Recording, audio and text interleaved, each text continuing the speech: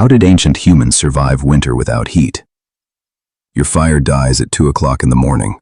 The ground is snowy. The wind bites your animal hide off you, and there is no thermostat, food store, or hot car waiting around the corner. One wrong turn could be your last. But people endured winters far colder than most of us would ever see. There were 4 lines of defense, but fire was just one. And the fourth, the blind spot of most people, might be the real reason why you are alive today. Their first defense was before the first snowflake fell. They saw the creatures move. They noticed when the days began to shorten and vegetation started to disappear. Then they went into warmer valleys, woodlands, caverns, or known campsites. That wasn't going to get away.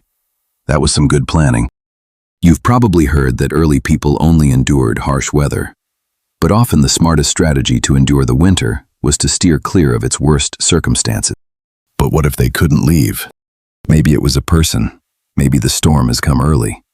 Maybe it was too risky for children and the elderly to travel. Now they required the second element of the defense, a tiny, contained chunk of the sun. Fire brought warmth, but that was the only visible advantage. It cured damp skins, thawed frozen food, drove off predators, and made difficult flesh into useful energy.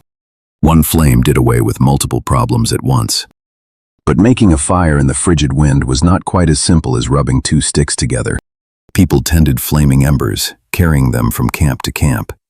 They gathered dry wood in anticipation of the storms. The others dozed, but someone had to guard the fire. That had turned fire from a lucky find into a system. The major plus wasn't only learning how to make fire, it was how to keep it alive. If that distinction is clicking for you already, drop a like. It actually helps this reach more inquiring minds. But fire had one big disadvantage. Take a few feet away, and its warmth was done. If you fell asleep too close, you risked burns or smoke. The fuel ran out, and your protection was gone.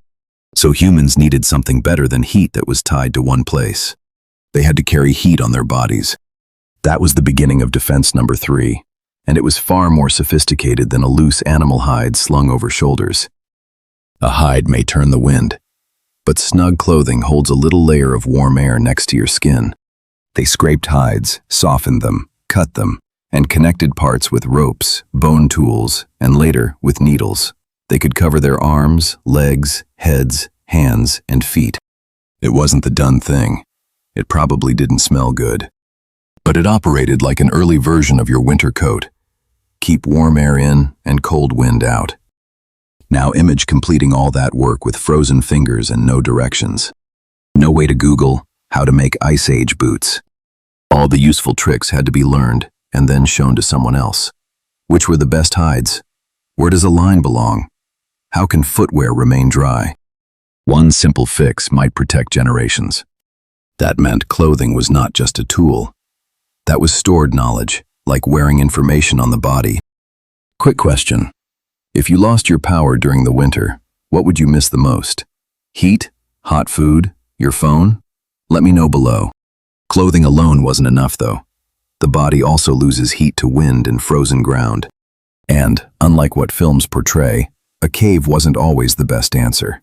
Some caverns were wet, open, occupied by predators, distant from food. So they learned how to make their own safe places. The smartest shelters weren't always big. They were smaller, lower, and easier to heat. Walls might be fashioned from wood, branches, bones, skins, grass, and compacted earth. Entrances were built to avoid the wind. The sleeping bodies lay on dry vegetation or animal hides, insulated from the cold earth. Then several people shared the place. Their body heat increased the temperature without consuming more gasoline. Snug? Perhaps not. Good? Yes. But winter was assaulting the inside, and that was something a heated shelter couldn't solve. The more your body has to work to keep warm, the more energy it uses. Winter, in contrast, throws off many fruits, roots, and other easily found edibles. The cold was not the only foe. Hunger was working with it. One storm may hold up a group for days. Obtaining enough calories suddenly meant as much as obtaining firewood. And the meal they love most might surprise you. Lean meat appears healthy in a modern hyperstore. But fat was valuable in a chilly camp. It had more energy in every meal and helped nourish a body fighting the cold. People hunted, saved what they could, broke bones for marrow, and prepared hard food to make it easier to eat. But a successful hunt brought another problem. Who would eat when there was not enough for all? This is when the lone caveman image breaks down.